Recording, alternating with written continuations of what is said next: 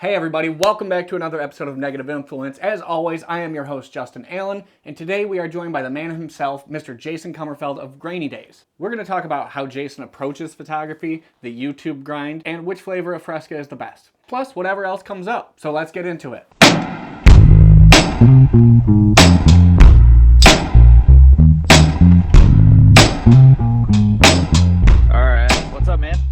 Not much, man. I was worried I wouldn't be able to make it today. I was the victim of a violent crime last night. For real, or is that like a joke? Yeah, no, like for real. What happened? We had a weekend getaway for my buddy's bachelor party. I can already see where this is going. No, it's a plot twist. There's no Okay. alcohol, no drugs involved or anything. And he was snoring last night, and it was just 3 people. And the other guy texted me. I was like, man, I wish I would have brought earplugs. I was like, yeah, we should talk to him about getting a CPAP machine tomorrow. And then he woke up and read the text and just pounced on us and tried to strangle the other guy. And I'm wearing the hat because there's like a giant contusion here, and that's what this scratch is from. Oh my God. Yeah, so he's in jail, and I got to deal with the Kent County prosecutor. Oh my God, dude. That's intense. Dude, my arm might be broken, and I'm like, I'm not missing this damn interview. I'll go Monday. Holy shit, man. I wouldn't blame you if you had to like postpone, dude. That's intense. Holy crap. I've suffered through worse, and I was like, there's no way in hell I'm missing this interview. Because I've been plotting this for a minute. So he just got pissed off that you suggested he should have a CPAP machine? He texted to me in the group chat where we've all been talking for weeks about this bachelor party, and he was under the assumption that it was supposed to be like a one-on-one conversation. We accidentally texted the group chat or something. But all I know is he was slammed to the concrete, and the police had like their military M4s out. The SWAT team was there. It was wild, man. I don't even know what an M4 is besides the Leica one. Yeah, no, this one's a little bit more extreme. Just as pricey too, probably? It's probably more. Those things are not cheap at all. Mint plus though. But anyways, I'm here. I'm here. I'm very excited about this. Dude, I appreciate it, man. That sounds like quite the ordeal. I don't think it's a good story. It's a good anecdote for like a bachelor party kind of thing, right? I don't think I've ever been to one that crazy before. No, man, it was boring. We went to the museum and then in an arcade and didn't drink or do anything, and then got assaulted in the night. So it was just a wild turn of events. It's not how I expected it to end at all. Yeah. Well, damn, man. I hope you're okay. I hope you're on like painkillers or something at least. I took a Tylenol. I'll bounce back strong. Okay. All right, man. But I appreciate you coming on. I know you're busy and you're probably working on more videos and buried in editing right now. Yeah, sounds like you know the life, man. I really appreciate you having me on, man. I know how much work it is to like do a podcast, so I really appreciate you taking the time and so on and so forth. You're one of the first people I wanted to have on, but I had to kind of build it up a little bit because I'm like, I can't get him right away. You may come to regret that. I don't know. Hey, man, something good happens. There's always those little clickbaity titles that I never use and probably should. Yeah. So lately I've been struggling with like my intention in photography, and I've heard you talking about it a lot lately in your videos.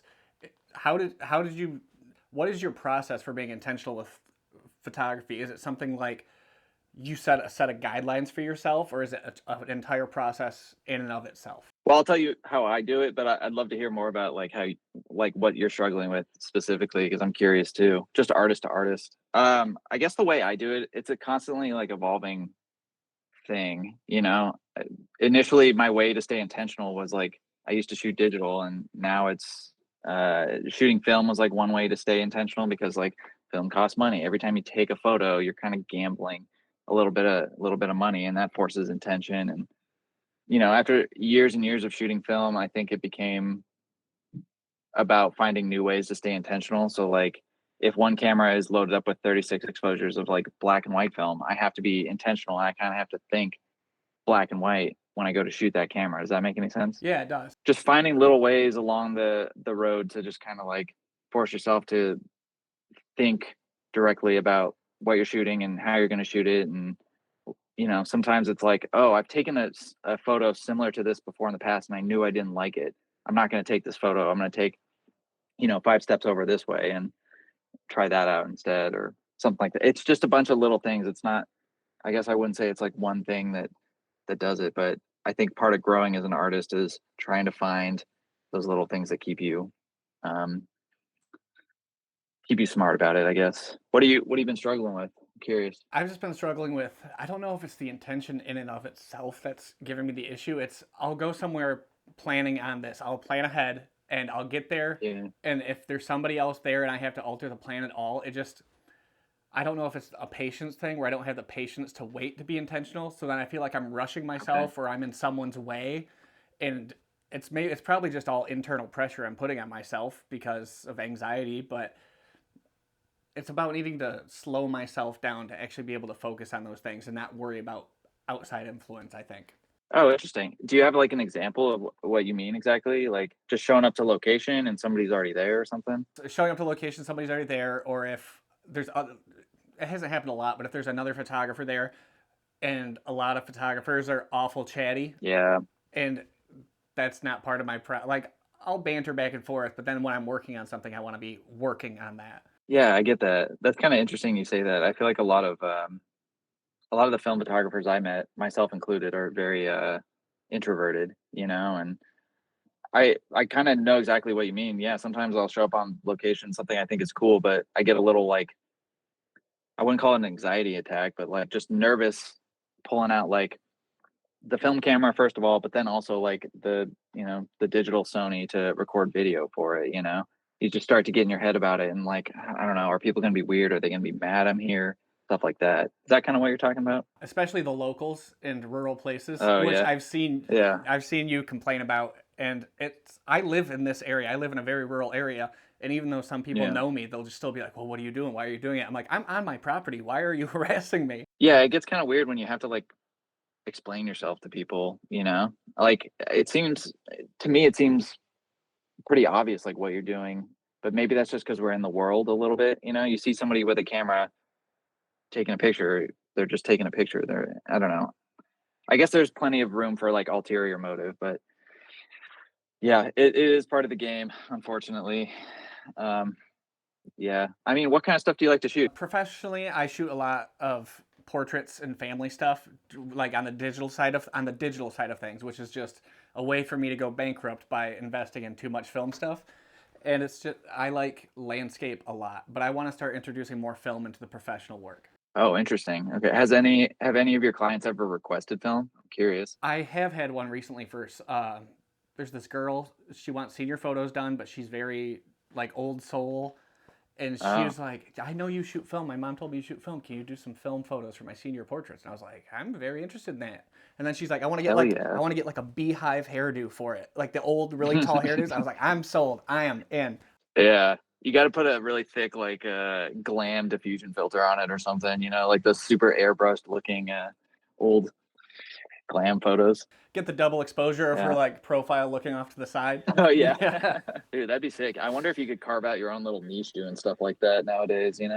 Well, that's what I'm wondering because AI is introduced, and now Mm, film photography, even even prior to the last few years, like I'm seeing a huge growth spurt in film photography lately. People around here who yeah. were saying they'd never shoot film a couple years ago are suddenly walking around with Leicas and Hasselblads, and I'm like, hey, guy, you made fun of me for shooting my Canon A1. What's going on here? Yeah, you actually got made fun of for it, Oh, just oh, old tech. absolutely, Oh, yeah. wow. Wow. Bullying against film photographers. That's kind of funny. No, I know it's been super interesting to see the shift, to be honest. Do you follow Jared Polin at all? I don't think I do now. He's a really good photographer, but he was, I would say, very anti-film for a long time. But just in the past year or so, he started shooting sporting events on a 4x5 film with a Graflex and an Aero Ektar lens. Like really impressive stuff. Like if you're able to do that, like you can pretty much shoot anything because you're working with like a razor thin margin of like focus and stuff. And it seems like he's just totally leaned into it. And I thought it was just kind of funny to go from like anti-film across the board as like a digital photographer to like large format, super niche lens, and take that kind of dive. But I'm all for it. I'm here for it. He just went all in on it right away, just from shooting the best he Yeah. could, and then he's just diving into large format. Oh man. Do you shoot much large format? Oh, absolutely not. It scares the shit out of me, man. What's so scary about it, man? It's the same. It's the same concept, right? I know, but it's mostly the price tag that's scary about it. Yeah. Yeah, I know. Is there like a lot of do you have like a lot of camera stores and like places to get film out near you? There's a couple places. There's one probably 20 miles away from me, but they have a very limited film selection. It's usually just the big players in it. You can get large format, but they have a 30% markup on everything they get. And if I get anything, it's probably just gonna be ordered from B&H. Yeah, yeah, it's unfortunate B&H is still kind of the easiest, even for like me here in LA, you know.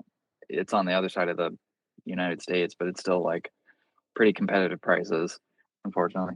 I do like whenever we go on road trips with my buddy David and Birgit and Caleb, we do like looking up like these little boutique shops that sell like 35 millimeter film and just popping in and just seeing what they got.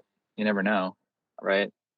And we went to one in Utah that was literally just like a closet in the back of a building, but they had like a whole developing lab back there and stuff. And I was like, whoa, it's like no bigger than the room I'm in right now. And there was just like this, these two people, a couple probably, and they were just developing and stuff. And I was like, dang, you really can just do it from a closet under the, under the stairs or whatever, like Harry Potter. I'm doing it in a bathroom under the stairs right now Is that right? because I do all my own developing. I'm too broke for labs right now. Do you ever get tired of developing it on your own? No, I actually really like the process of developing. I'm in the process of building a dark room right now too. So I'm gonna get up to large format eventually. Yeah, it'll happen. Just give it a couple of years. I said I'd never shoot film, then I said I'd never shoot color film, and now I'm Yeah. bulk rolling things out of the basement. Yeah. I wonder if it goes the other way too. People who shoot film are like, I'll never shoot digital. And then they start getting into digital, you know? You know what? I bet you it has happened. Yeah, probably. They ruined all their street cred immediately. The minute they picked up like a Fuji X100 or something. Yeah, those cameras are stupid popular, huh? They're stupid pricey for absolutely no reason. Yeah, they look good, man. They If they do. made that as a film camera, I'd be all over Yeah, it. they look so good, but the price tag on old tech, holy shit. I'm criticizing the price of digital cameras while paying ridiculous amounts of money for film cameras. I just need to shut the hell up. That's what I need to do. Yeah, you got to get some things in order, but you're on the right track, and we appreciate that about you.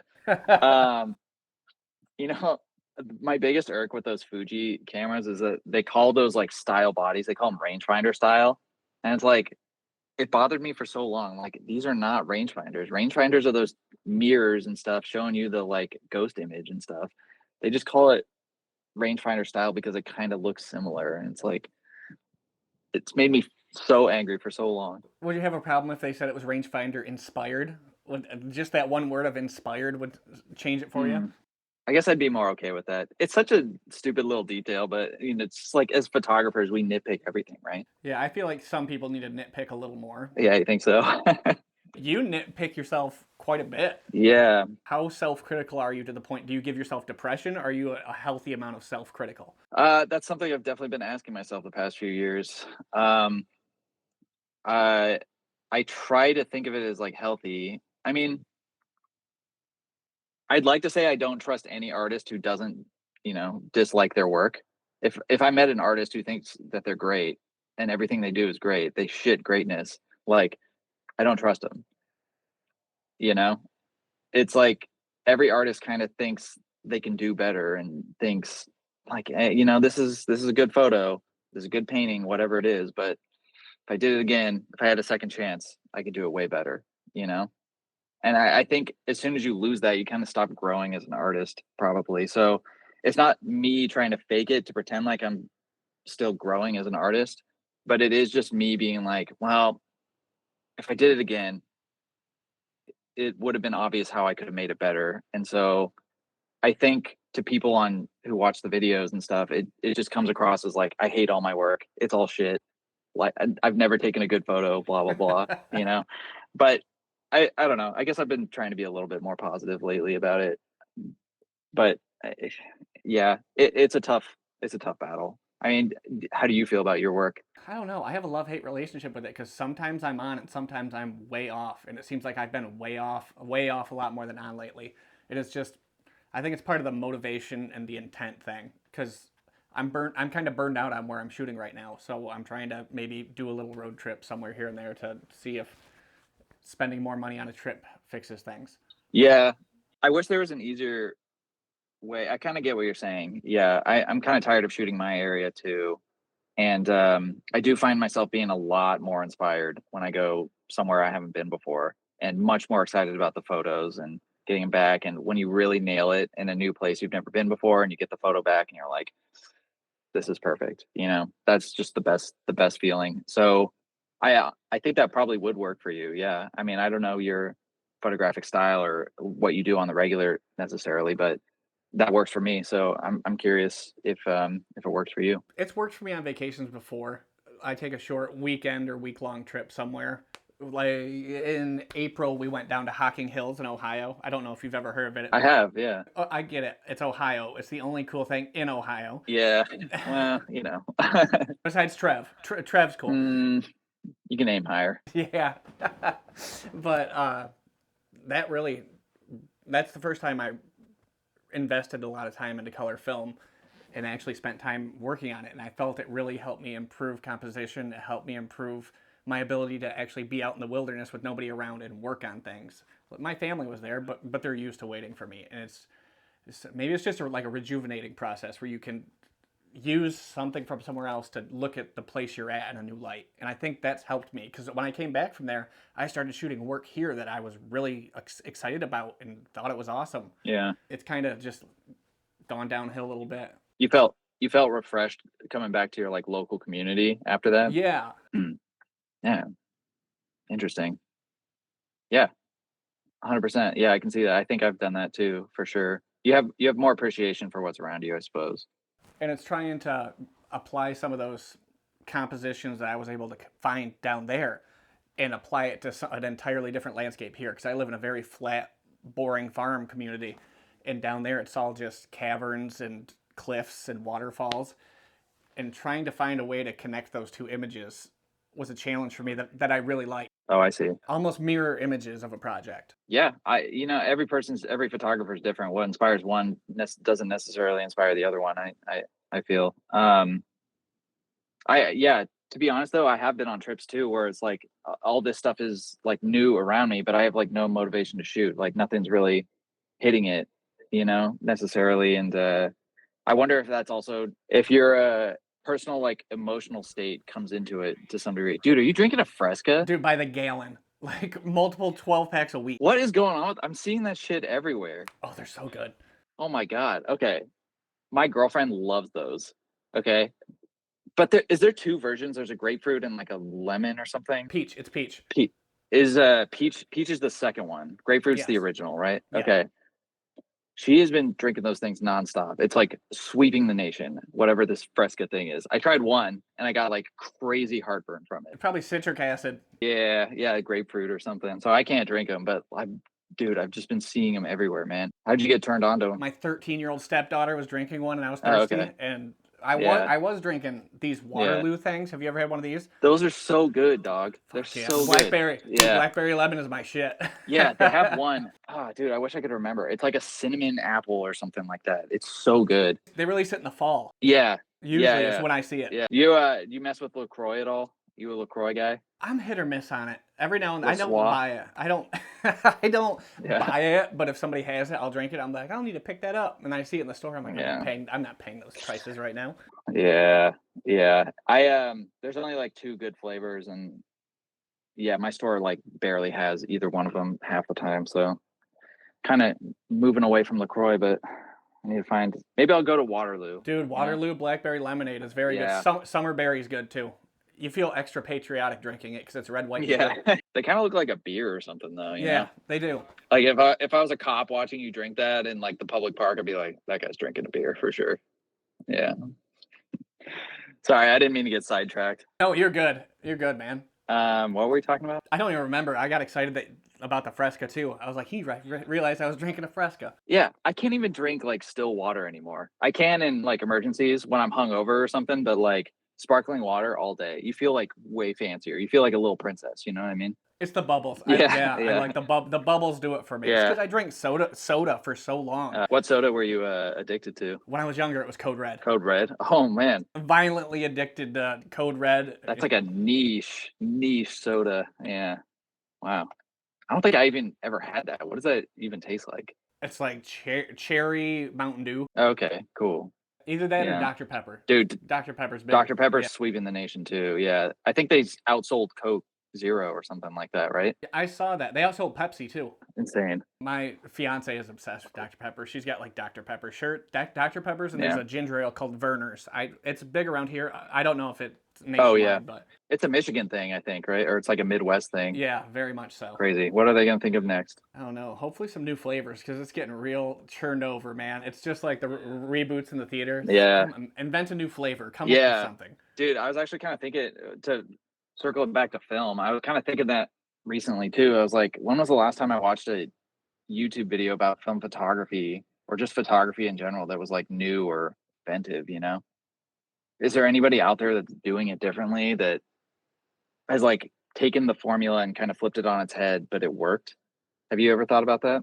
There's somebody that I like on YouTube. He's just getting into YouTube, but uh, he's an American expat. He lives in South Korea, and he's doing stuff like shooting photos on turmeric paper, and so just very in depth, old style photography and shooting ISO 1 films in all these Korean markets and everything. And I really love his work, but he's kind of finding his legs with the YouTube thing. He's very unsure of it and doesn't know how to handle it. But I think he's incredibly talented. That is that's a very, very niche approach to photography, but it could be really cool. Yeah, you should send it to me after we're done. I'd love to check his stuff out. Yeah, I'll send it over to you. He also shoots digital Nikons. He's loves Nikons. Okay. So He's got his foot in both worlds, I suppose. yeah, his username is Sticky Nikons because he says Nikons are always sticky for some reason. That might just be a him problem. It might be. What's the common denominator here if all of Right. his Nikons are sticky? I'm in a group chat with him, and my other buddy is like, "My Nikons are sticky too." I'm like, "What the hell are you guys doing to these Nikons, man? My Sony's just fine." Like sticky to hold? Yeah, like when the stuff wears down the old pad. The yeah, rubber yeah, or it whatever? gets sticky and sticks Yeah. to your hands a little bit. I guess I don't have any like modern Nikons, but yeah. Huh. Weird. Sticky Nikon. Have you picked up anything new recently that you're excited about over there? Yeah, but I can't talk about it. Oh, Yeah, what about you? I picked up some Phoenix 2 this weekend, Oh, okay. right before I got my ass beat, and then Still find that funny. it's wild. Sorry But- to laugh at your mis. No, you're fine. I've been laughing at it since it happened because it's the most ridiculous thing in the world. I picked up some Phoenix 2. I picked up some Electra. That's the same thing that Santa. I think it's the same thing that Santa Color was or is. Oh, it's just Kodak Aero Color. Yeah, I think that's what it is. And I got some kind of expired Fuji something or other that they had in the close date film bin that was laying at some shop in Grand Rapids. Oh, interesting. Have you shot Phoenix 2 yet? No, I haven't. It's my first roll. Okay, cool. Are you saving it for something special? I don't know. I might just get the first painful one out of the way and buy another one. There you go. What did you rate yours for? I did 200 across the board. I think I shot some at 160 just to be safe, but either one's fine. Yeah. It's an interesting film stock. Yeah. Have you shot Phoenix 1? Yeah, I did. Yeah. What'd you think? A lot of gravy browns, but there's Yeah. something about it I like. Yeah. I think it's just because it's a new film and it's introducing a new color film into the world. Yeah, it's quite different. You know how they say like you can make any like Kodak film look like any other Kodak film, as long as it's I guess C41. You can make Ektar look like Portra if you want. You can make Portra look like Ektar if you want. I was kind of thinking about this the other day. You can't really make Phoenix look like Portra. You know, Phoenix is too. Phoenix is like at least Phoenix 1 is like a cave painting compared to like Portra 400's Mona Lisa. You know what I mean? Perfect comparison. Yeah. So I do really appreciate Phoenix 1 and Phoenix 2 for just like looking so different and being like their own thing in their own world. I just personally wish, as I'm sure a lot of people do, I wish some things were improved upon, and they'll get there for sure. It takes, a long time, but I'm really proud of them and really happy with what they're doing for sure. I'm glad that they're introducing new things into the market instead of just respooling old stock and calling it something else. Yeah, how often are we getting like new stuff nowadays? I think there was like Opticolor 200 that just came out, right? Do you see that? Yeah, I did see that. But it's like an Orwo thing or something, right? Orwo's kind of getting a underground hype going to them recently. I've Yeah. noticed. I've heard a lot of people talking about it. And I've never shot any Orwo films. Have you? I'm assuming you have because you've shot a bunch of shit. Yeah, somewhere along the line. For some reason, I always just associate Orwo with like desaturated for some reason. I don't know. It goes back to the respooling thing. Like so many brands just respool and rename shit, especially Orwo film. And it's like, I honestly I can't even remember what I've shot at this point. I could have shot it at some point. It was just under a different name. I can't remember. Crazy. It all blends together at some point. You just Yeah. do you archive all your stuff My negatives? or Yeah. okay? I wasn't sure because I've talked to a few photographers who are like, why would I do that? And it just blows my mind. What do they do with their negatives then? Scan them and toss them because it's for social media. Oh, yeah, but no, but like scanning technology is going to get better in the future, you know? Keep it. What's your process? Lab? I have the lab do develop only for me, and then I mirrorless scan my negatives and positive. Well, it's mostly positives now for color because I shoot a lot of Ektachrome. But yeah, it's just all DSLR scan, mirrorless, whatever. What about you? Same. I'm using the A7 III to scan everything. I need to buy a new lens for scanning. Oh, what are you working with right now? A 50 with an extension ring, and I do not like it. Yeah, yeah, that can be kind of tricky. I wasn't sure if I was gonna like the scanning, and I just never improved upon that after I decided I liked it. But now I'm actually shooting a majority of film. If I'm not shooting for work, I'm shooting all film all the time. Whoa, hell yeah, that's what I love to hear. Too bad Kodak's going down the shitter, right? Allegedly, Allegedly. Yeah, yeah. no, I'm just kidding, man. That's cool. Yeah, I feel like doing the DSLR scan on film is like the modern day equivalent of like enlarging in a dark room, you know? You're focusing on the grain and you're creating a higher resolution digital copy of your film. Obviously, they're two different worlds completely, and there's a lot that goes into enlarging, a lot more than mirrorless scanning for sure, but It's a good comparison to make. It's the way we can reference it to the way things were done in the past. yeah, I suppose. My fiance asked me why. She's like, why do you just scan that digitally instead of just using your digital camera to take the picture in the first place? And I was like, I'm an artist. Don't ask me questions. Let's Yeah. just code for I don't know. I don't have a good answer, but No, if you don't get it, then you don't get it. Wait, so you're getting married? Was this your bachelor party? no. Oh, It okay. was his bachelor party, but that guy was going to do Yeah. the ceremony at my wedding at the Grand Canyon. Oh. I thought he was gonna show up and just do like a 2-for-1 deal, like both of you guys get married at the same location. No, he was getting married next month, and I'm getting married in November, and we rented out the rim of the Grand Canyon to do the ceremony, and Oh, awesome. he was supposed to be the minister for it, and Oh, cool. I might have to look into another option, man. Yeah. I don't think it's gonna Once work. somebody beats the shit out of you, you probably don't want him to be the minister, right? It's so humiliating because I was laying I was laying flat on my back when it happened. So I was under the blanket, and when Yeah. he like leapt on me, my hands were stuck under the blanket. So the only defense I had was just like cover up, and that's why, like, dude, I don't know if you can tell, but this is so swelled up right here. Nah, you It's just like look buff, man. I'm retaining water.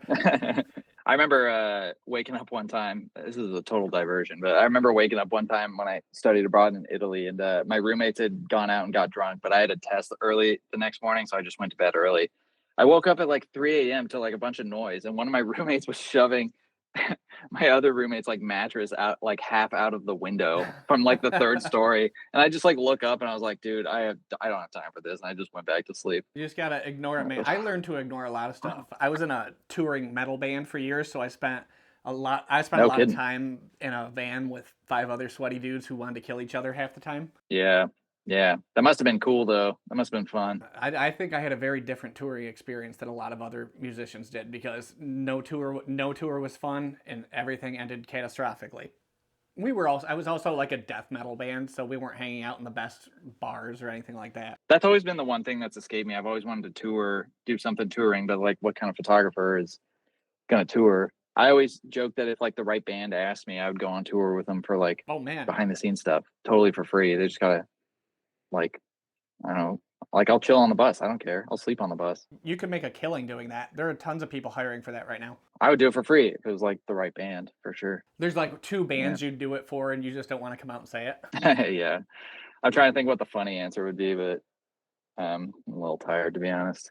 I just got back from a 2.5 week trip to South Dakota filming a video. So we were waking up at like 4 a.m, crossing like the Mojave Desert on motorcycles and stuff like that. And it was a lot, but it was a lot of fun. But I'm still trying to get back from it. Did you have any of that weather out? Because there was a couple tornadoes that hit out that way recently. How recently? Because I know there were some like thunderstorms and stuff that rolled through right before we got there. It might have been just before you got there then, but yeah, there were some big tornadoes that rolled through out there. No, we didn't see much. We had a one evening where there was a lightning. It looked pretty metal. It was so sick. We were out at this it's called Full Throttle Saloon, but it's a part of like the Sturgis motorcycle rally. And just off in the distance, the planes just go on forever up there. If you've ever been, I don't know. No, I haven't yet. You can picture it though, I'm sure. Yep. Just a huge thunderstorm rolling in, like water, like sunset's happening, water's dropping, and just lightning every like 3 seconds, you know? I was like, this is perfect. This is beautiful. Did you shoot any photos of it? I don't know if I got photos. I definitely have video of it. I think we were trying to get the hell out of there before it was like right over us, you know? Have you ever done any storm chasing or anything like that for photo and video, or is that out of your element? Out of my element. Nice. I haven't done it. You know what? Have you seen Twisters? Yeah. Yeah.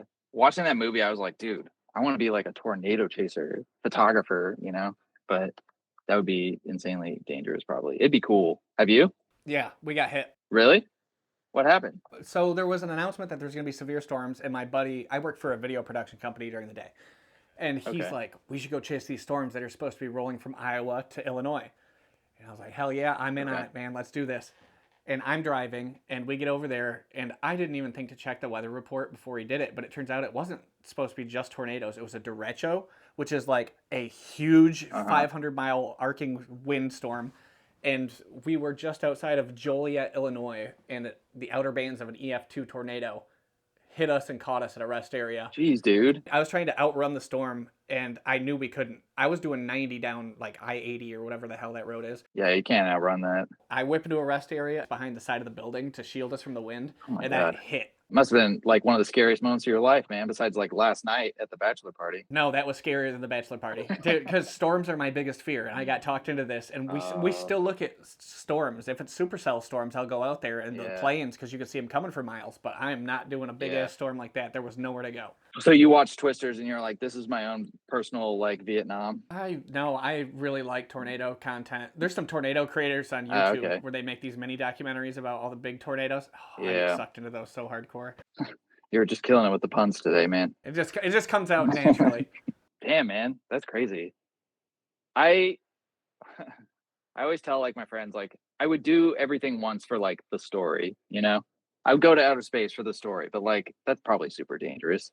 I would chase down a tornado at least once for the story. Stay on the south side of it, you'll be fine. Of every tornado? No, like 98%. Just don't find the 2% that go the other way, and you'll be good. It's gambling at that point, I suppose. And it's gambling with your life, so it's the best kind of gambling. Yeah.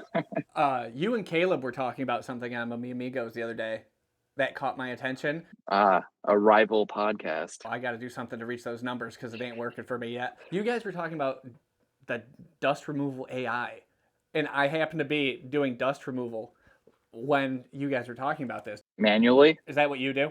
Yeah, that's what we do right now. I think we got the idea from like, have you ever had one of those like Epson film scanners? Yeah. So the way those things work for their like digital ice dust removal is they do like a normal RGB pass and then they do an infrared pass.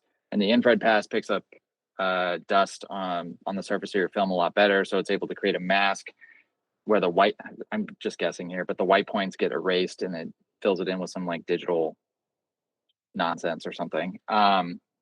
And so I thought, you know, that's an antiquated technology. I wonder if there's a way to do that nowadays with like a full spectrum camera or something. And it was just kind of a nice, I don't know, what's the word? A nice thought. I don't know if it is really all that practical. What were you thinking? Is there like a plugin you can get that does that for you? Are you against dust removal digitally? No. I do it all the time. So there's a couple people who are like, you shouldn't do that. You should only use the blower, and what's on the film is on the film. I'm like, yeah, but these cameras are real old and dusty, man. Yeah, no, and a lot of labs don't they'll take care of your negs, but sometimes they might return a little dusty and stuff. And it's like, I guess you can try and blow it off as much as you can, but you're never going to get it all right. I think it's more of a like the really hardline film purists that are against this because anything Yeah. digital is bad to them. But Yeah. I would really love some kind of plugin that will do the dust removal for me. Yeah. Have you ever dropped a negative and then had to scan it? Oh yeah. On my carpet. Yeah. 100%. Yeah. Man, I did that the other day with some black and white, and Uh, I had to take a break. I went and chilled down outside. yeah. I just left the negative there. I didn't even pick it Yeah. up because I didn't want to see. You're like, I need to go lie down for a minute. I'm so angry right now. Um, yeah. Yeah, it'd be cool if something like that came out. I imagine the people that are like, don't paint out dust on your negatives are the same people that are like, don't edit your film, which is kind of baloney a little bit. Everyone has different philosophies, and they're all valid. Like, I refuse to take a color photo and turn it to black and white because for me, it's like, well, then I'm just trying to save the photo instead of like be intentional about it. You know what I mean? Does that make Yeah. sense?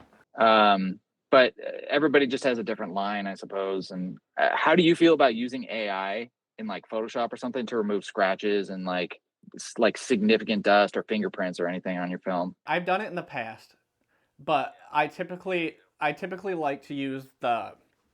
It says it's not generative AI, where it's the selection tool where you can just grab a piece of the photo from somewhere else.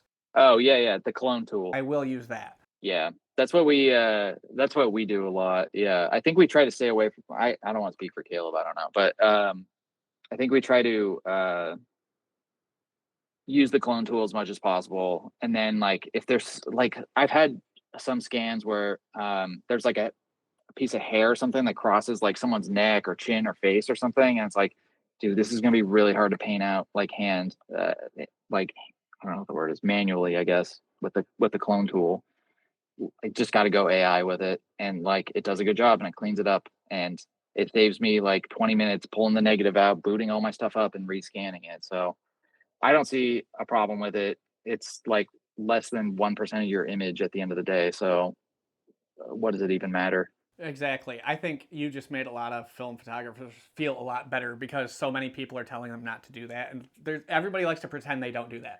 Yeah, yeah. I think a lot of people use AI more than they cop to.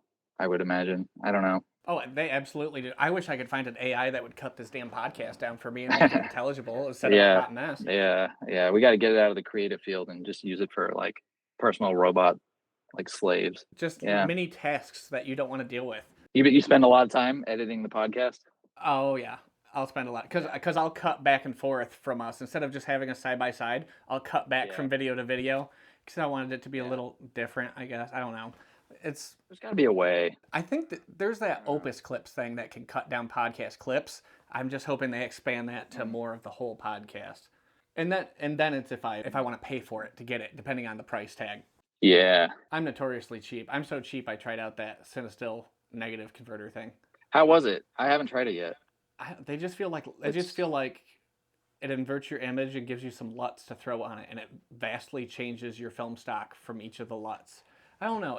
Oh, I interesting. kind of liked it when I first used it, but it was just that first roll of film that looked really good, and then everything else has been really rough. Yeah, I kind of get the impression from you and other people I've talked to is that it's like a very technically proficient system, but a lot of people don't understand, myself included. I definitely do not understand like how it's technically proficient, what I should be using when and stuff, Exactly. Yeah. There's no instructions. You stick with Negative Lab Pro for now? No, I convert each image manually. In like Photoshop? Yeah. Dude, hell yeah.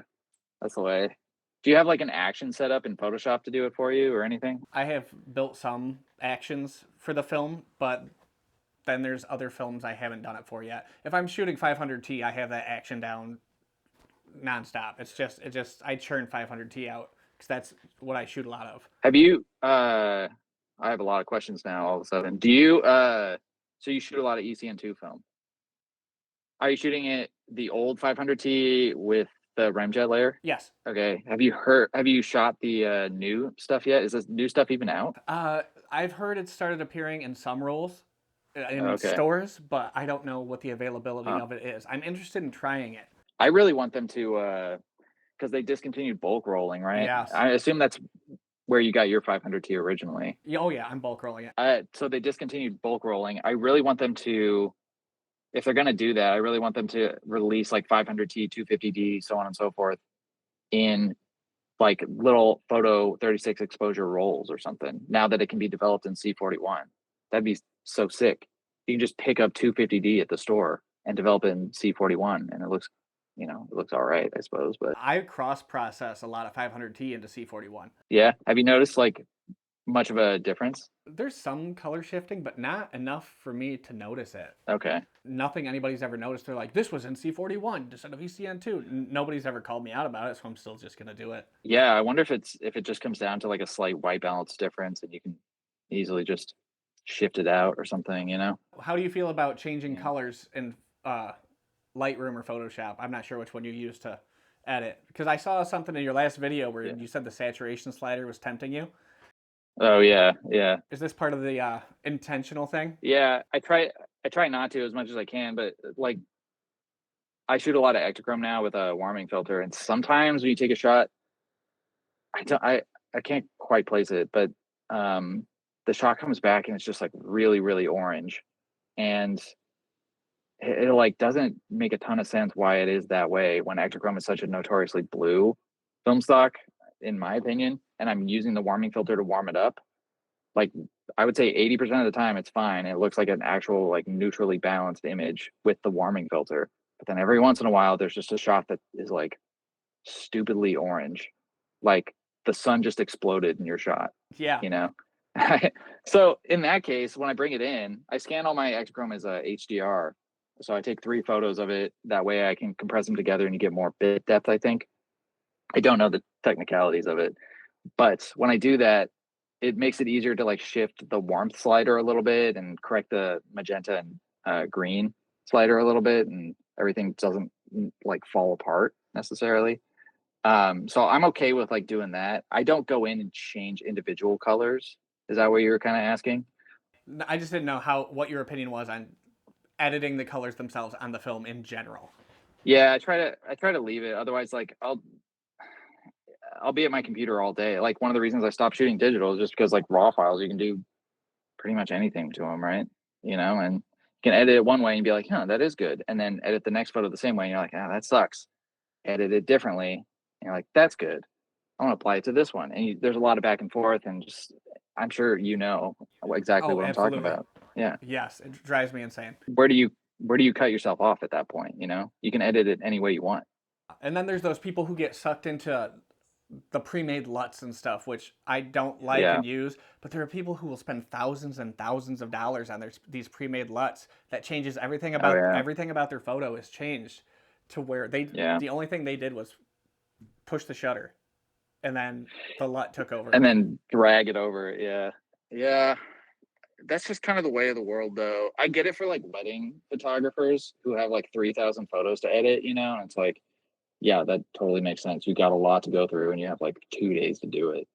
But yeah, for people who are just hobbyists, it's like, I don't know, it seems like you're losing some manual control that way, you know? It really does. I And don't know. I've shot weddings before, and I'm stubborn enough that I edit each photo individually. Hell yeah, dude. Handmade. It's soul breaking. I hate weddings, man. Yeah, Have you ever shot a wedding or anything like that? I haven't. Don't. I've had some people reach out to me throughout the years because they saw the YouTube channel and they were like, dude, shoot my wedding. I'll fly you out for free, so on and so forth.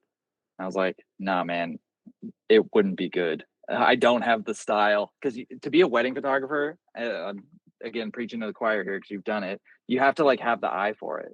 There's a lot of practice and a lot of like knowing where to go and how close to get and so on and so forth and what lens and blah blah blah. So yeah, like I commend you. I'm sure the entire film photography commends you. You ever shot film for a wedding? Oh, absolutely not. I'm not that risky. It's all digital for that.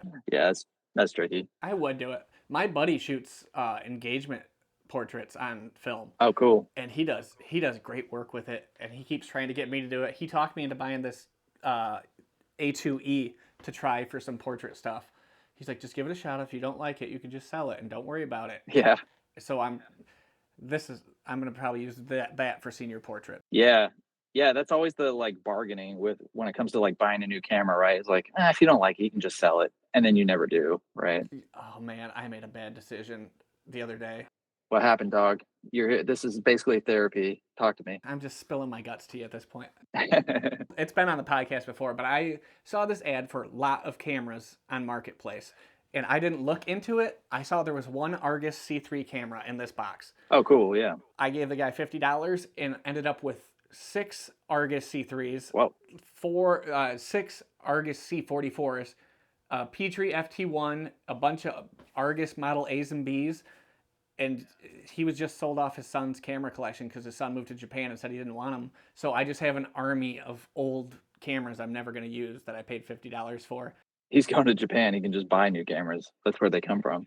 Well, you can sell the Arguses in Japan and Korea for a decent amount because it never made it over there. Oh, interesting. Yeah, I guess those are American made. They're made in, Detroit, I think, right? Detroit, Ann Arbor, yeah. Yeah, crazy. Well, I guess if you have 6 of them, if one of them breaks, you have spare parts. I'm just giving them away at this point. Yeah. I really have. I've sent out like 3 of them, I think. You should put them in, like, the gift baskets at your wedding, if you have that many. We're just eloping. We didn't even invite anybody. So Oh, really? maybe I'll just take one and drop it off the Grand Canyon and see if it can actually break an Argus because those things are borderline indestructible. Yeah. Have you been to the Grand Canyon before? I haven't. It's the first time we're going. Oh, okay. Dude, you're going as big as you can, huh? I mean, I guess for your wedding, you kind of have to. Yeah, that's gonna be cool. We're going in November, so I don't know what the conditions will be for November. I went in January of this year, and it was pretty cold. I don't know about November though. It'd probably still be warm. It's Arizona. And we wanted to go cold enough so we didn't see the rattlesnakes because I'm terrified of snakes. Is there a story there? There is a story there, but it's a stupid one. I was a kid sitting on a cinder block and something kept brushing my leg, and I couldn't figure out what it was. Oh. A snake had its head up my shorts. Oh my God. Trauma for days. Never touched a snake again in my life. Okay, I would agree with that one. Yeah, that's a little too close to like some sensitive areas, I suppose. And it was just a little garter snake, but Yeah, it'll definitely make you never trust them ever again. I often do like wholesale camera kits come through your area like that. very rarely. I was shocked to see one, and the guy said he'd already had a couple offers, and I told him I could meet him in 15 minutes. It just happened to line up. I got a buddy who he was at a coffee shop, and I wasn't there, but this is just a secondhand story, and honestly, he'd do a better job of telling it.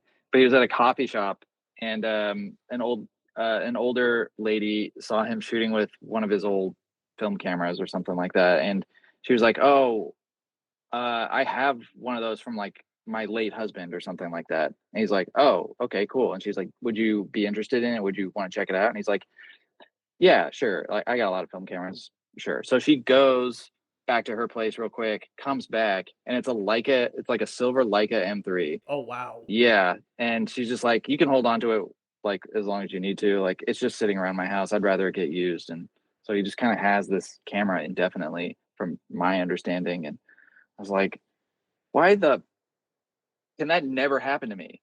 Right?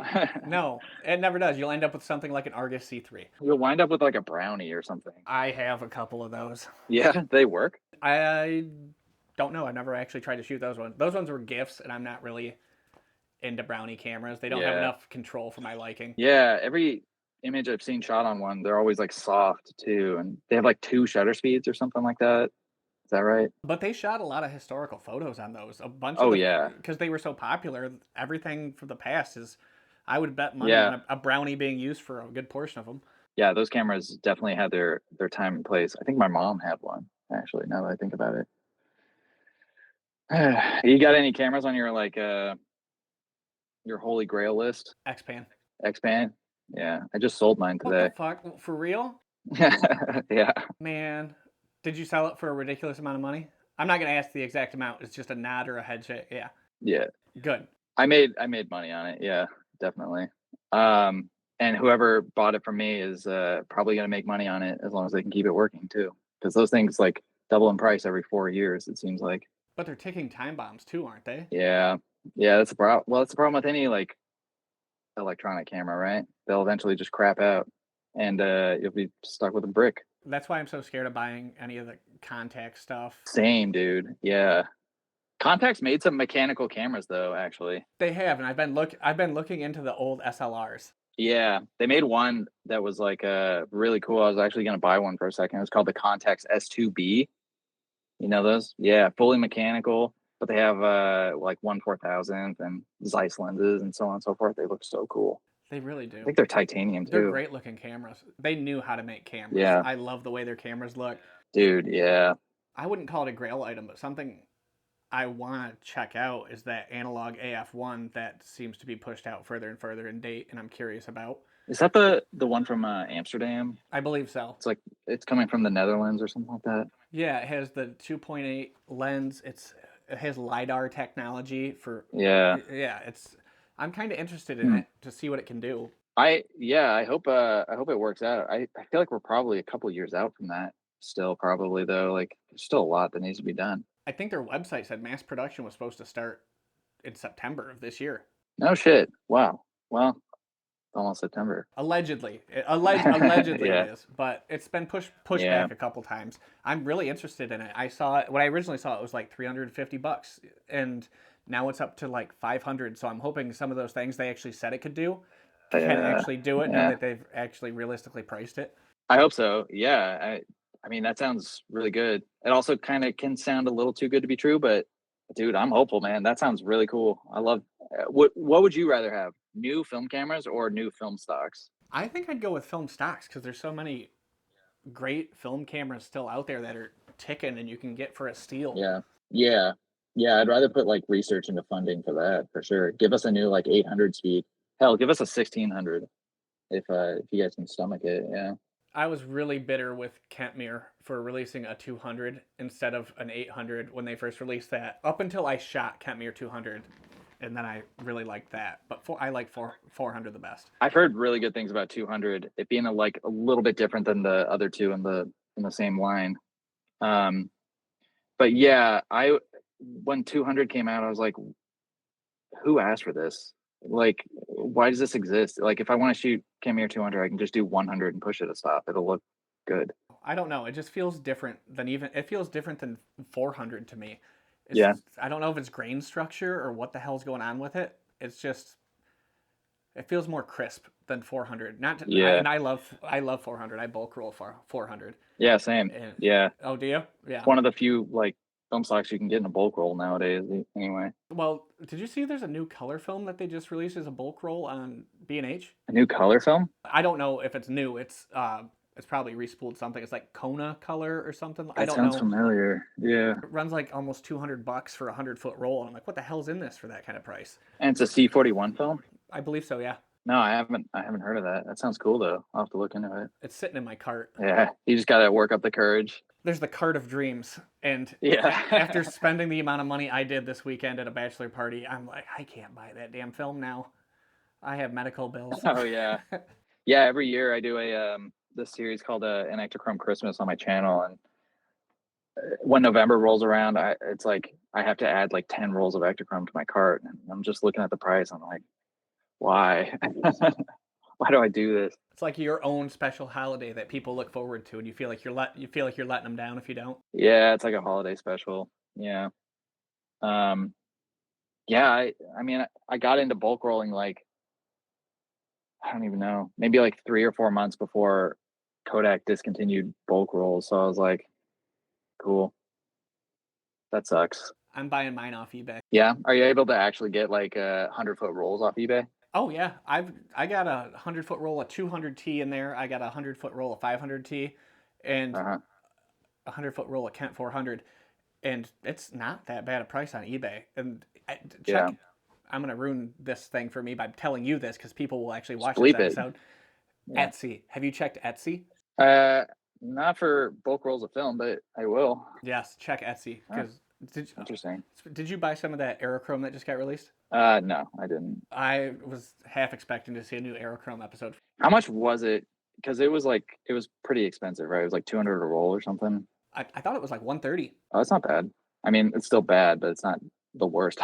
Yeah, I think it was Celluloid Collective was selling it or something like that. Did you follow that story on Reddit about the guy who he worked for like an aerial I don't even know, an aerial surveillance company or something out in the Midwest, and his supervisor or like his company just had like I think it was something like 70 rolls of 35 millimeter aerochrome sitting in their freezer because that's how they used to do it back in the day. Um, and he just asked the supervisor one day, like, "Can I take these?" And his supervisor was like, "Oh yeah, we've been trying to get rid of those forever." And it was 70 something rolls of aerochrome, and he probably made enough to like buy a really nice car off of it. Probably. I want to go interview that guy. That'd be a cool video. You got me obsessed with that shit for a while. I Yeah, was like trying to recreate it digitally because I wasn't shooting film at the time and I didn't want to do it the right way. yeah, it's a lot. There's ways to do it. It's not the same. You're right, man. Yeah, I remember back in the day when I first started getting into film photography project was selling those for like 25 a roll or something. And I was like, whoa, that is way too pricey for me. I'll buy 4 and then we'll reconsider. And then yeah, now obviously it's like 200 a roll or whatever. So good old days. Some film YouTubers made it popular, is what happened. Yeah, damn them. Damn. I'm sure I have thrown multiple people I've interviewed on this podcast under the bus about the prices of things. Somebody will post something about a Yeah. camera. I'm like, this is fairly well priced. I can get this. Then the next day the video drops and the price triples. Yeah, yeah. Does that actually happen though, you think? It absolutely fucking happens. Damn. I wish I could use that to my advantage somehow. See, what you do is you buy you buy a bulk box of something that is dirt cheap, and you're like, this camera's really not that bad. And then you post them on eBay. Yeah, that's all you have to say is like this piece of shit camera is not that bad. Yeah, it's insider trading. Hype up a Spotmatic. Yeah, yeah. You got a couple of those? I have the SP2. Does it work? Because my buddy's got one and it's jammed. Oh, it's a gorgeous camera. I really like it. They are cool. Yeah, they're very cool. Yeah. What do you take out to shoot with most of the time? I love my A1 so much. Just a standard Canon A1? Yeah, I will use that. It's just, I love the way it feels in my hands. It reminds me of almost a modern camera, even more so than this more modern camera.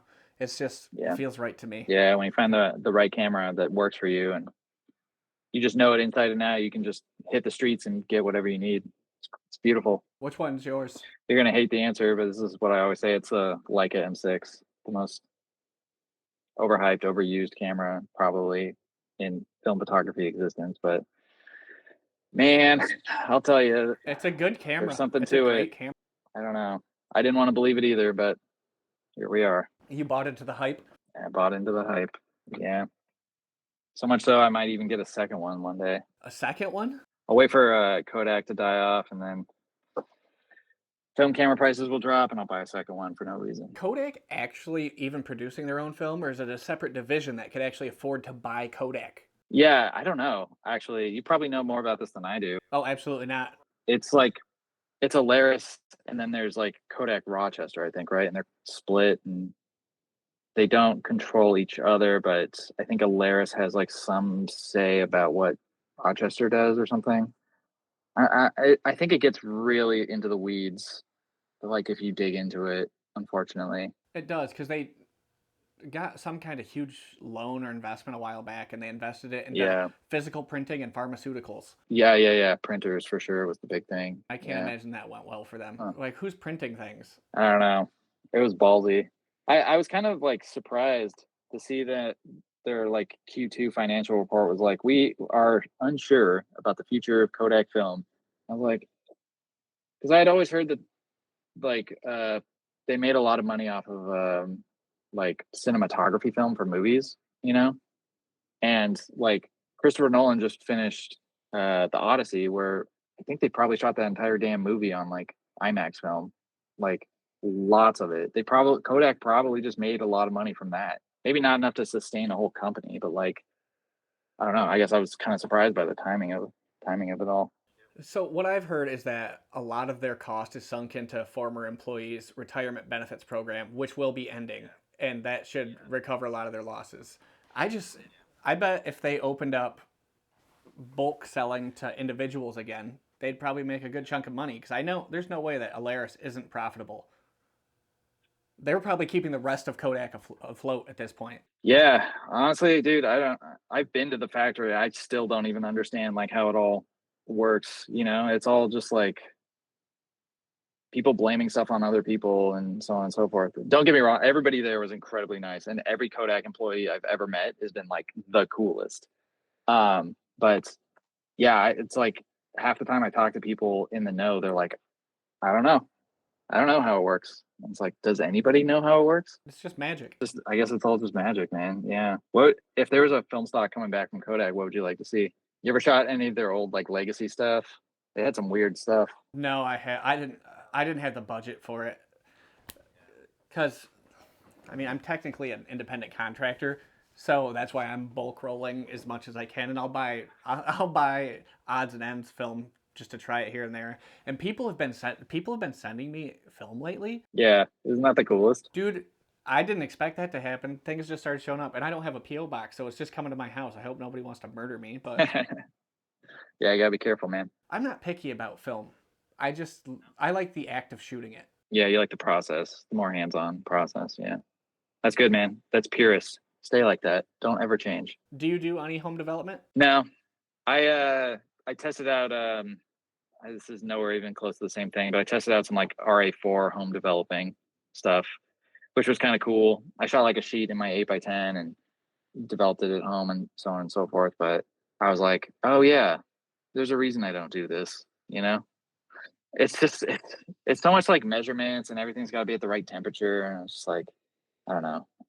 I barely have enough time. You understand the life, right? Like video editing just takes forever to do. Like I have to spend 90% of my life doing that. You know, I don't have time to develop film. I'd rather leave it to the professionals who have done it 1,000 times. Have you ever considered outsourcing your editing, or do you like to be in control of that project? I definitely have considered it, but I think I'm just such a perfectionist, and that goes back to like me hating all my work. You know, it's like the perfectionist inside of me is like I could have done it better. And when I'm editing, at least there's some wiggle room for me to like improve parts and stuff to my own like standard, I guess. And I guess if I had somebody to edit for me, I'd feel like a dick just being like, oh, yo, you got to do this again. This sucks. You know, I'm sure there's a nice way of saying it, but I'd probably be a terrible boss. Well, does Christopher Nolan edit his own films? No, but I'm not Christopher Nolan, man. Yeah. What about you? Have you ever thought about outsourcing editing? I think we're on different pay grades, man. I don't know about that. I mean, maybe. Yeah, I can't justify the cost of editing. If it was AI and I could pay for it one time, I I let people outsource their editing to me. I would never try to edit anything of yours because I'm like I just do stuff for music videos, so it's all just quick cuts, heavy movement, blend it together, sync it to the music. Dude. Well, yeah, that music video life is insane. I hate it. Bro, I hated it so much when I was freelance like visual effects for music videos is kind of how I started in Hollywood, I guess. And the turnaround time on that is insane. It's like 3 days for some of them. And it's like how do you just not like go crazy trying to like manage those turnaround times, you know? It's cool mingling with those people and realizing that not all of your heroes turn out to be complete douchebags. Sometimes, but not always. Yeah, that's yeah, that was definitely one of the benefits. Like I met the I think he's like the lead singer for the Shins, I think. I was like working on some side project of his and that was like super cool. Was it the Shins? Dude, I can't even remember at this point. But yeah, like you definitely you get like bragging rights about stuff like that to like other people who are interested in that kind of thing. But dude, like the burnout was like so real is the problem. Because they have such high expectations, then you have high expectations for yourself. It's just I would very much like to just shoot photo full time. Yeah. Yeah. Is that like a path you can see yourself doing going forward? Photo full time? Yeah. I would love yeah. Are you doing photo full time? I'm assuming you are at this point. Yeah. Yeah. YouTube is my full-time job for sure. You still love it, or is it stressful? That's a very complicated question. I do love it most of the time more than any other job I've ever had. But, you know, when it's getting close to that like 90th hour that you've worked that week, you're just over it, you know, and I mean, you work for yourself, it sounds like to some degree, or maybe 100% of the time. I don't know. But like, did you ever find it hard to like be your own boss kind of and manage your time. Lists have changed my life. This whole Lists? wall right here is a chalkboard Huh. wall, and I'll just jot notes Yeah. and stuff on it when I want to. If there's a thing I need to get Hmm. done, if the list isn't made, it isn't getting done the next day. So after this, it's going to be edit podcast with Yeah. Jason, and do this, do that, post schedule podcasts. I try to. Yeah. If I don't do that, Yeah. exactly, Take painkillers. exactly. Damn, I did forget to take painkillers. I should have put it on a list. But my buddy was just telling me about this AI app. Hang on a sec. I'm gonna find it because he highly recommended it. It's called Notion, but it's like an AI assistant that will organize everything for you. So if you put in, I have something to do this day that needs to be done at this time, it will organize it across all your schedules for you, and tell you when it needs to be done. Yeah, so it's kind of builds your own work schedule. That's kind of cool. I'm really interested in trying it. I haven't tried it yet, but I'm getting to that point because coming down here being covered in chalk dust ain't doing it for me. Do you get that thing when if you use a chalk that it just kind of feels like, This not so bad because it's just the chalk paint, but old chalk. I have an old chalkboard that's yeah, out in it's the like other it's room. just dry material rubbing And against dry material, and you're like, stop, what's worse than that for me is microfiber material. I Dude, do yes. not like that shit. It There's clings not to enough my. people talking about that shit. Yeah, it clings to my hands too, like I'm Yeah. Spider-Man or something. Do you bite your nails? Yeah, I think it's people who bite their nails. I need to do a research study on this and release it to somebody. But I bite my there you go. nails and it gets caught on all the little hangnails and stuff. Yeah, yeah. Do you do it because of it's like an anxiety thing? Oh, absolutely. It's 100% anxiety. I've done it since I was a kid. Yeah, I just can't seem to shake it. I guess it's better than just like smoking 2 packs a day, but it's like there are weird side effects for sure. Have you ever thought about doing like a YouTube channel? I know you got this, but It bombed so fucking bad. I was bad at it. I was like the poor man's Jason Kummerfeldt. what you were bad at it? What was wrong with it? I think it's my area is boring, and I ran out of motivation of things to shoot. I have been working on a vlog about Polaroid Okay. because there was a Polaroid in that box of Arguses I got. Polaroid camera. Yeah, a Polaroid camera, and I fell in love with instant film for a second Ooh. and spent too much money, and now I'm looking at Instax wides. Oh boy. Do you have gear acquisition syndrome? You get that? Oh, bad. Yeah, bad. I keep like a list on my computer of like all the gear I want to buy one day when I finally get money in, which never happens. And so it's like it's just bad. I think actually I kind of had like a spiritual awakening. Not literally, but I was riding through the Mojave at the end of this trip. It was hot as balls. And I'm just like on this motorcycle, like I got bigger, better things to do than just like buy cameras. Like the fun part is shooting the cameras, not acquiring like all the cameras I possibly can that I think look cool, So I kind of had this like realization, like I really don't need to keep buying cameras. I don't think. I think like I've got some shit that is pretty good. Like how do you beat a Mamiya 7? How do you beat a Leica M6? I've got everything I need. I just like need to just go out and shoot with them more. I think that's the problem. Do you buy stuff to feel motivated to go out and shoot more? Is that what you think it is? Where if I only had this, I'd want to go out and shoot more. If I had this, just to see what it was like, the experience of shooting that camera will motivate you to create something new that you may not have before. No, I've heard that from a lot of people that is like kind of a good motivation. I've actually heard that from a lot of people who shoot digital more than like film, to be honest. No, I don't do that. Most of the time I buy cameras because like I think it'd make an interesting video, or like this camera does something different that people might be interested in or something like that. But I've kind of been focusing a little bit more on just like getting out and shooting and traveling more in my video work. So less and less. The other thing too is like they're not really making like new film cameras. There is like a limit on the amount of research you can do.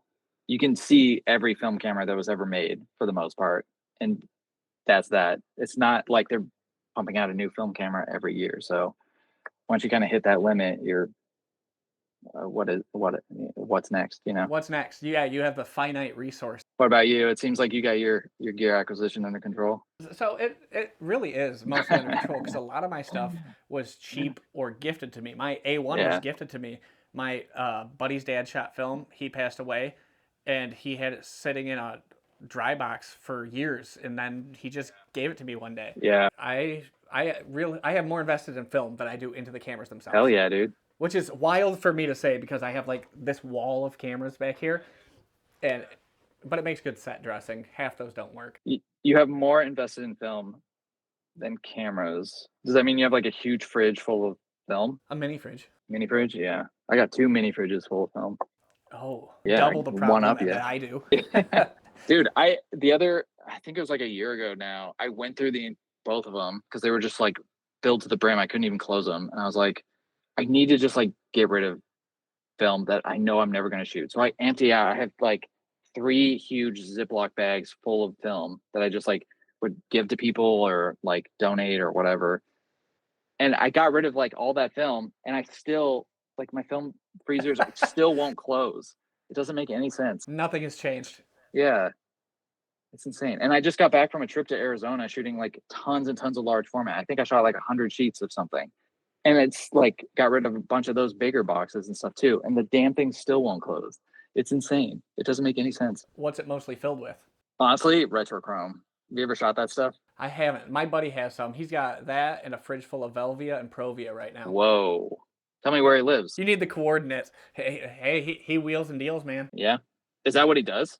That's just part of it? He flips a lot of film and then buys. He will flip some and then buy more with what he flipped with and then keep half of that, sell the other half. Whoa, he's got a whole system. You think my gear acquisition syndrome is bad? He has like 9 cabinets full of high-end cameras. Yeah. He's got a 645 I was thinking about buying for a minute. Dude, yeah. He ended up trading it for a Leica something with an insanely expensive lens. This kid didn't know what it was worth. And the kid's like, I don't care what it is. I just want that. Why doesn't that ever happen to me? Why doesn't that ever happen to us, dog? I couldn't, with good faith, steal from some dumb teenager who got interested in film for a minute and then sold something expensive.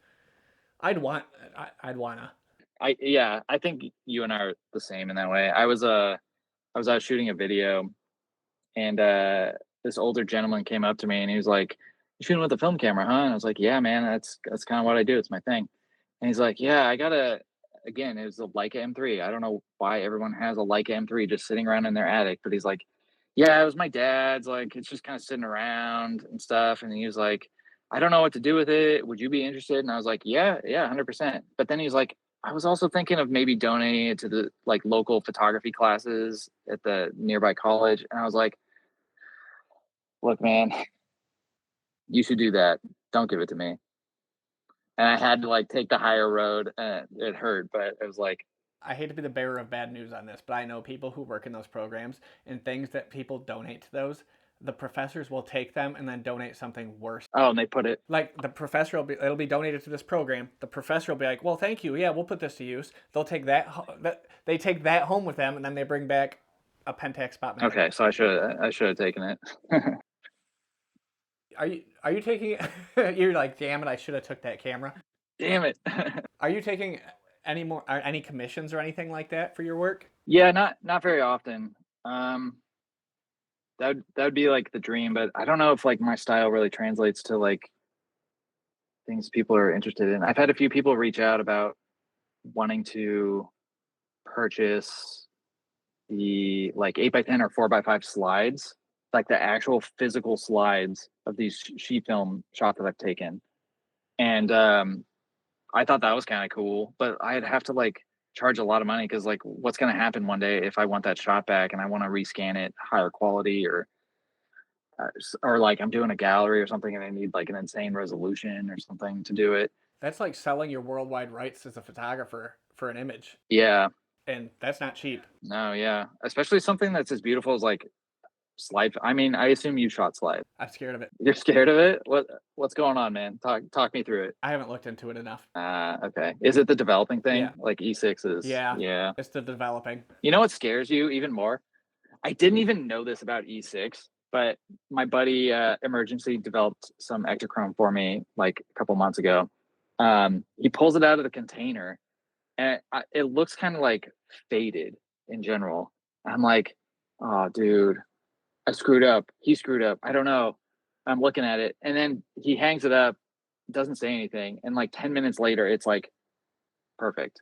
The blacks are perfect. Everything's like as it should be. And I was like, that is so weird that it's like not done when you pull it out of the tank. I wonder if it's light. I don't know. Is C41 like that? No, C41 is it comes out of the developing tank and it's you just hang it Yeah. up to dry. I was surprised how faded it looked. I thought something was messed up, but then like minutes later it was all good. Yeah, you should try it sometime, man. I don't I know. should. Have you ever tried using a Patterson tank for developing? Have you done that before? I haven't.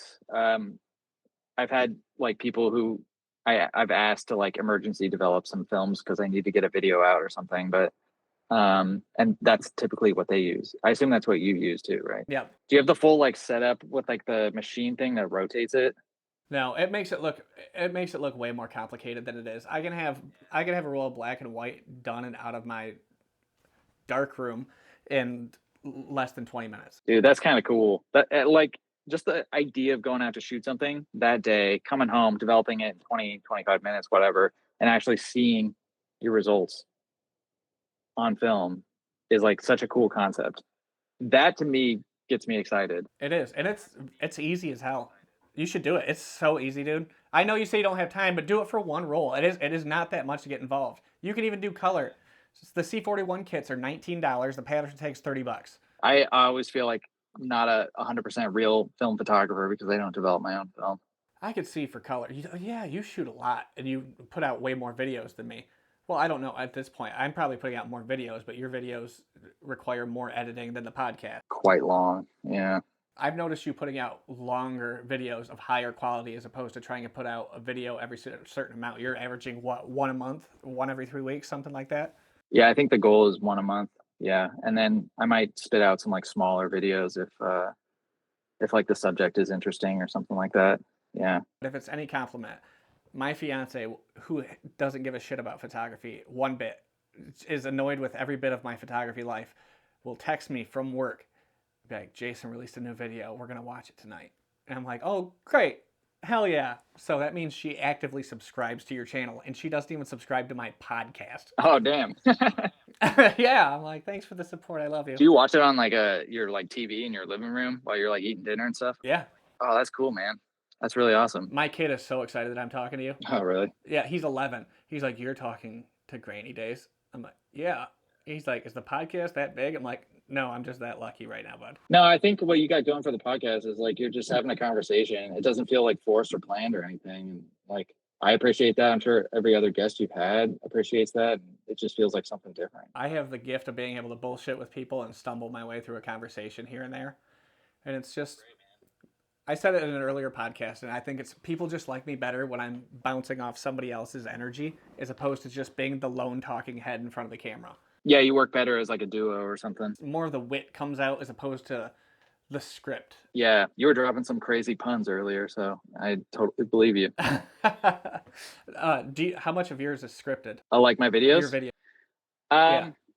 I don't know how to give like a straight answer on this. I would say it's like my videos are outlined and the jokes are kind of like mostly there. Like the punchlines are there. Getting to the punchlines is like it changes all the time. Have you ever seen like a stand-up comedian? Yeah. Were you working on the bits? Yeah, but like a stand-up comedian, if you go and see him one night and then go back the second night, like the jokes are going to be the same with like little changes, like nothing substantial or anything. I kind of liken it to that a little bit, where it's like it is like a preset thing, but it's not written out like word for word or anything. It's kind of like, I wish I could show you, but it's like okay, in this section, like I want to talk about the legacy of Kodak Gold or whatever, and maybe you can make a joke about how like everybody makes 200 ISO film now or something, and so on and so forth. Come up with it on the day or something. I had to do that in college. They called it an improvised speech, where you just had bulletin points and then you riffed in between that. Yeah, I improvised speech. Okay, that's what I'm gonna start telling people from now on. I think it's like akin to that. There is like a detailed outline for every video of just like, make sure you hit these talking points, because somebody in the comments will light you up if you don't. But otherwise, like Yeah. You need to get years right and little facts here and there right. Or they will eat you alive. Yeah. Yeah. It's crazy. It's so crazy. You have to like fact check everything, and I still get stuff wrong. Oh yeah. Well, the thing is, when you get stuff wrong, it drives engagement because then people will argue in the That's comments true. about it. So we're incentivizing the arguing at this point. Yeah. Might as well just lie the whole video. You should just put out one video of all lies and just see how many agree, see how many Yeah. disagree. Film photography was invented in 2012, and you can make Lomo purple look like anything. You don't have to buy Portra 400. Have you shot purple? Oh yeah, for sure. I've shot it so much because I don't know if people were messing with me, but they were like, "You can make purple look like aerochrome," Yeah. Okay. all the time. So I kept trying it and trying it, and I could never fucking do it. Did you use the orange filter? I tried that. Yeah, no luck. I think I don't know. I assume you've tried. You're having such a visceral reaction. No, because I've seen all these comments, and especially on there's this one Reddit thread, and you've probably seen it where this guy's like, "This is how this guy got his Lomo purple to look like aerochrome," and I Yeah, click it, and it's these gorgeous photos of like deer and stuff. I was like, I gotta try this, and I almost bought a bulk box of it for $230. yeah. I kind of gave up on purple in that sense. But I have heard that Lomo turquoise, you can shoot it, just no filter, no nothing. It'll come out looking like turquoise and orange or whatever. And then you take it after you scan it and invert the hue wheel 180 degrees. Does that make any sense? Yeah, And you might have to like wiggle it around a little bit and see what you can do, but it kind of gets you there, you know, to like a airchrome look. So I'm gonna try it in a video one of these days, but haven't gotten around to it. man, your production schedule must be insane. Yeah, definitely is. You said you're not great at being your own boss because of time management and stuff. Do you think if you managed yourself better, you'd be happier in the long run with your videos and not quite?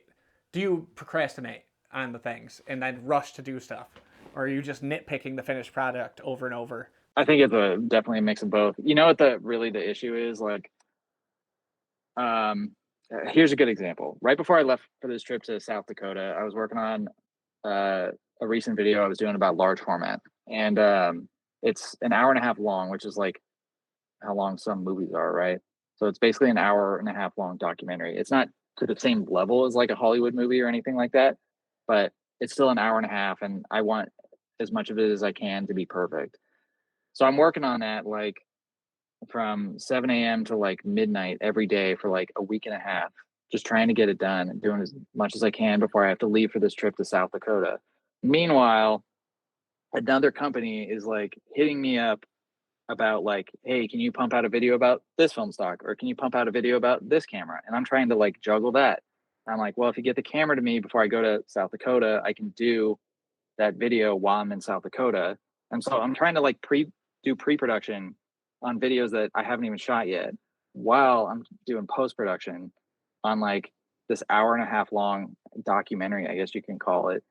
And it's just like you're trying to juggle like way too much crap, and it all just becomes overwhelming. And then the company gets back to you and is like, we can't get to the camera to you by then. So you're like, okay, I'll worry about that later. I got to worry about this and this. And to put it in simple terms, basically you're in pre-production, production, and then post-production constantly. All three of those things at the same time for different videos at different times. And it's just you. It's just me. I'm the only guy who's got to make this, boat sail. So it is a lot. Yeah. But it's still the best job I've ever had, I think. Yeah. You ever feel like that? You're in that world too, man. I don't know. I kind of thrive in the chaos of it a little bit because I came from screen printing and printing T-shirts nonstop, and that world was chaos. And I did that for 17 years before I transitioned over to design, then photography, and then there was a back injury, and the back injury is why I had to transition into photography. And I don't know. I feel pressure to do well in podcasts. Like I definitely had the sweats before doing every single episode. You'll get over it eventually, I think. It's already been, I don't know. I'm socially awkward. I hate talking to strangers. It's just I worry too much about what strangers think about me. Yeah, we all do, I think. Some people are just better at showing it or not showing it. I don't care at this point. I just like talking about photography and meeting new people. And bullshitting because I don't like where I live. I don't have a lot of outside interaction with people that aren't digital to me. We stay in contact. It keeps me sane. And my 11-year old son and my 13-year-old daughter are probably my best friends at this point because That's beautiful, man. it can be some days until they turn me into a child. What photographers do you think are creating incredible work right now that you like? There's one person that comes to mind, but they're like a good friend of mine. The thing is, I I wouldn't really say that I absorb other people's photography that much. I'm kind of just like too focused on my own, which sounds like really narcissistic and selfish, but I'm just like kind of I feel like I'm just in my own lane trying to focus on how I can make my own stuff better. And I feel maybe some people can relate to this, maybe even you, where it's like I look at other people's work and I'm like, damn, that was a good shot. And then I feel bad. And then I'm like, can I change my style to be more like this so I can get better shots? Sometimes you look at like other people's work and you're like, how can I make my stuff more like that? When you should really be like, what can I take from that? Or like, how can I build upon what I'm already doing to get to that level? Not so much like, how do I change to become that? Does that make any sense? It does. You don't like the process of comparing yourself to someone else's work because you're afraid of how much it might influence your work. Yeah, that's a good way of putting it. And like it's just a natural thing to compare yourself, and like I feel like if I spend too much time looking at someone's work, I'll just start comparing my own work to it, and I think that kind of becomes a problem to the creative process. I think you're right. Because I compare myself to other people's work all the time, and it makes me unhappy with it sometimes. But then other people see some of the work I'm doing, and they're like, "Oh my god, this is incredible!" But I can only see what's wrong with that image, and maybe it's because I'm too close to the project. Yeah, well, I think that goes back again to the whole like, why do you hate on your own work so much? It's because you're too close to it. You can't look at it objectively anymore, and so when you try to look at it from a subjective point of view, you're like, well, I was there. I know I could have done it better. This, that, or the other. And it just turns into this spiral, and you kind of have to try and take a step back, and looking at other people's work kind of throws in this like curved wall that makes you think, why isn't my work as good as theirs, you know? And it just becomes a whole thing that you kind of just have to get good at. You said something in an old video where you said you weren't really comfortable with shooting landscape photography. Uh, I thought you were a landscape photographer for the most. I would compare a lot of the stuff you do to landscape photography. It's just more like I don't want to say cityscapes, but you're like documenting Americana almost. Yeah, there's no real like good word for it. You know, you could say you're like a roadscape photographer, but that sounds kind of That's not bad. eh, could work. Yeah. Um, yeah, there's no good. It's like a mix of everything. Would you say across the board you're a landscape photographer? Like that's all you shoot? You don't shoot portraits or architecture? Digital, I will shoot portrait. Film is mostly landscape. Sometimes I'll take the digital camera out for vacations just so I can make sure I get photos of the kids and stuff. But Yeah, absolutely. the last vacation, I just shot film, Yeah, and cool. yeah, and I was happy about it. And they're not the greatest photos, but they're more fun. They feel more fun. They remind me of my childhood photo albums when I would look through them at my mom's. Yeah. Yeah, one day you'll look back at that too.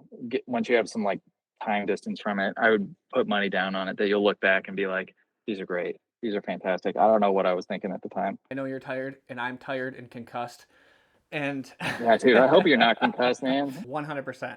Dude, you gotta be careful with that. I I feel like I had a concussion when I was like a lot younger. I was like sledding and I smacked the back of my head on the back of the sled because we went over a That'll bump. do it. And dude, it was like killer. But I feel like I've been a different person ever since. It'll change you, man. Maybe I'll be a nicer person Yeah. now. Is there any advice you'd want to give to someone that is trying to develop their own visual voice without overthinking it? There's like two answers to this. There's the simple answer and then there's like the technical deep answer. I'll just go with the simple one. Be the biggest fan of your own work. Does that make sense? Not in like a narcissistic way. Like, don't be Quentin Tarantino about how he feels about all of his movies, you know? Just like love your own work and be excited about your own work and try and understand what it is you like about your own work and try and grow it and evolve it, is what I mean by I that. think that is great advice. All right, I appreciate it, man. I hope you have a good night, and hopefully I hear from you again. Thank you so much. Thanks so much for chatting all night. I'm appreciate you taking the time, and I'm excited to see what comes of it. Awesome, man. Have a good night. All right, you too, man.